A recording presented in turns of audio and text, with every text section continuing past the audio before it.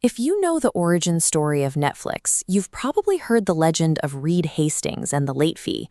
The story goes that back in 1997, Hastings rented a copy of Apollo 13, misplaced the cassette for 6 weeks, and was hit with a $40 late fee from Blockbuster. Feeling embarrassed, he headed to the gym.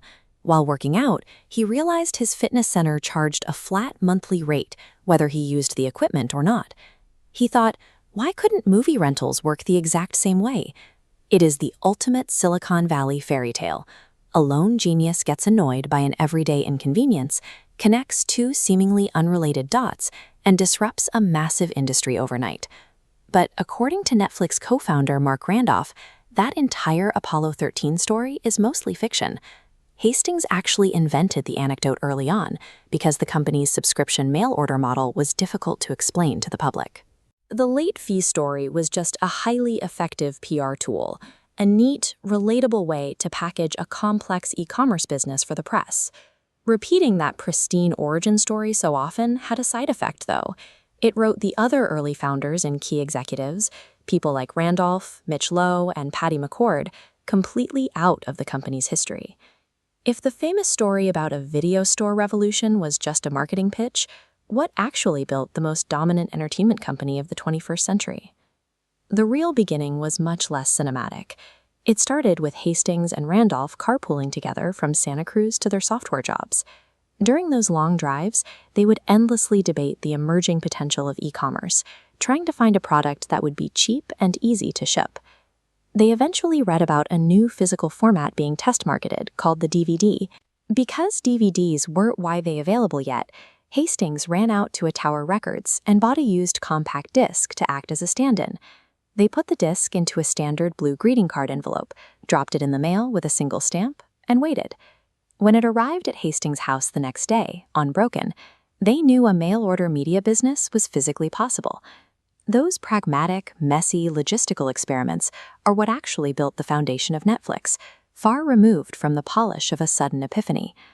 As the startup grew, original Chief People Officer Patty McCord helped draft an internal document to manage the expanding workforce, the Netflix Culture Memo.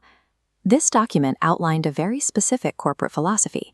It explicitly stated that the company would reward measurable business impact rather than the traditional metric of how hard someone worked or how many hours they spent at the office. They wanted to eliminate productivity theater, the act of an employee looking busy by going to meetings and sending late-night emails without actually moving the company's strategic goals forward. This chart shows exactly why that mattered.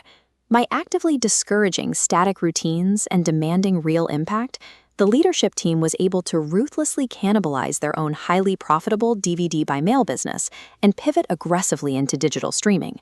When they misstepped, like the disastrous 2011 attempt to split the DVD and streaming services, which caused their stock to plunge, that same organizational agility allowed them to correct course and start investing heavily in original programming.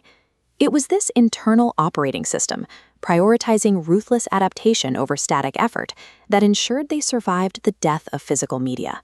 When it came time to expand globally, simply taking American television shows and exporting them was rejected as a low-impact strategy.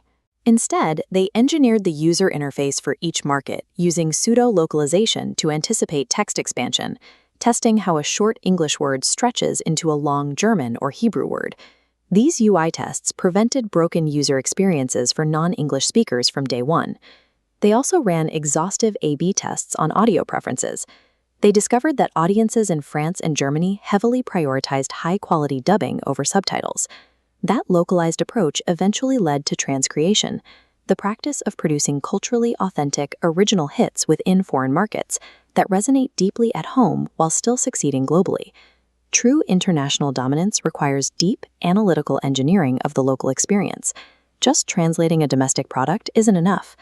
So compare that romanticized tale of a video store revelation against the gritty reality of constant A/B testing and localized engineering. The danger of the single spark myth is that it encourages you to hold on to a static idea. But in modern business, fiercely protecting your initial concept is a fatal vulnerability.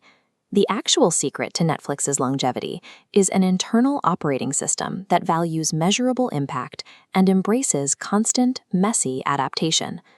building a culture capable of endlessly disrupting itself proved far more valuable than any singular, brilliant insight.